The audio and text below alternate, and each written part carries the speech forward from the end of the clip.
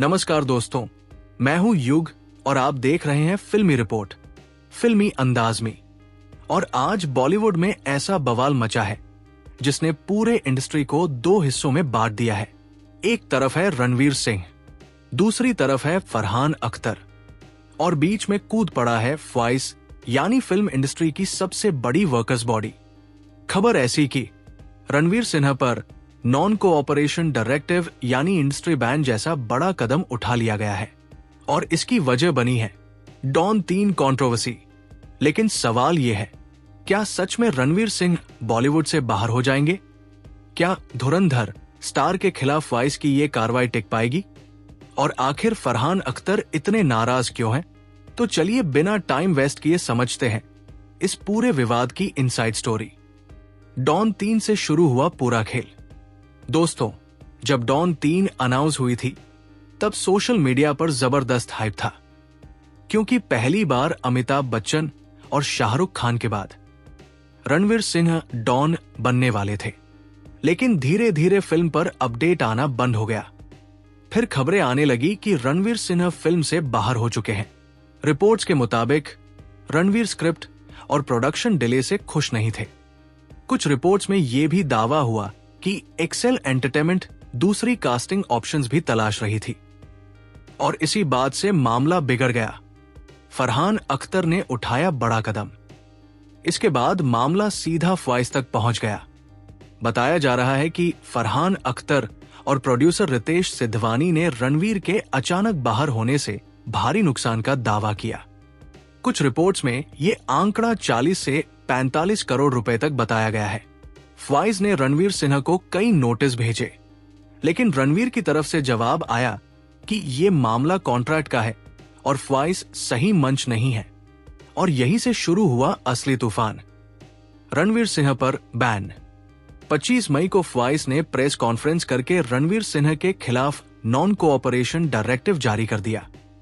यानी संगठन से जुड़े लाखों वर्कर्स और टेक्नीशियंस को रणवीर के साथ काम न करने की सलाह दी गई। हालांकि ख्वाइस के कुछ प्रतिनिधियों ने बाद में सफाई दी कि ये बैन नहीं बल्कि प्रोसीजर है।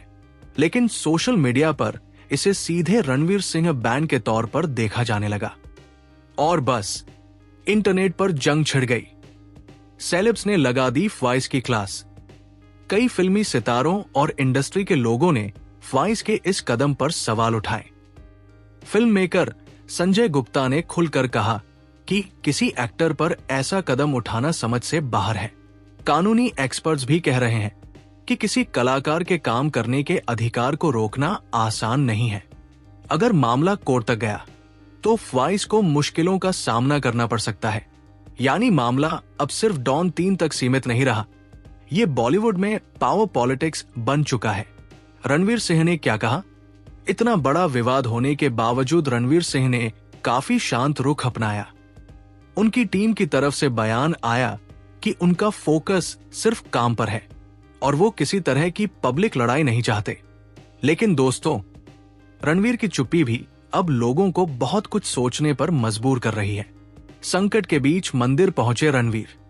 इसी बीच रणवीर सिंह मैसूर के प्रसिद्ध चामुंडेश्वरी टेम्पल में दर्शन करते दिखाई दिए।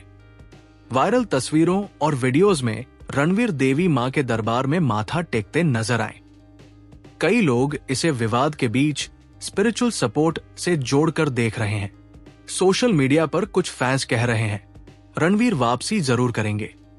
क्या धुरंधर के आगे टिक पाएगा ये बवाल?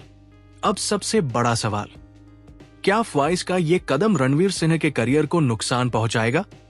देखिए, रणवीर इस समय बॉलीवुड के सबसे बड़े स्टार्स में से एक है। उनकी फिल्म धुरंधर और उसका सीक्वल बॉक्स ऑफिस पर जबरदस्त सफल रहे थे। ऐसे में इंडस्ट्री का बड़ा हिस्सा शायद रणवीर के खिलाफ खुलकर नहीं जाएगा।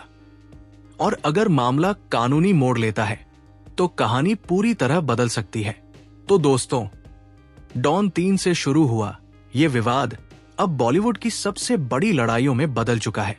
एक तरफ फरहान अख्तर और ख्वाइस है तो दूसरी तरफ रणवीर सिंह और उनका स्टारडम। अब देखना यह होगा कि क्या समझौता होगा, क्या रणवीर वापसी करेंगे या फिर डॉन 3 हमेशा के लिए विवादों में फंस जाएगी? आपकी क्या राय है?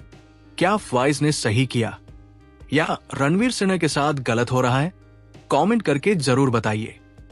वीडियो पसंद आया हो तो लाइक, शेयर और चैनल को सब्सक्राइब करना बिल्कुल मत भूलिए। मैं हूं युग और आप देख रहे थे फिल्मी अंदाज में। मिलते हैं अगली धमाकेदार अपडेट के साथ।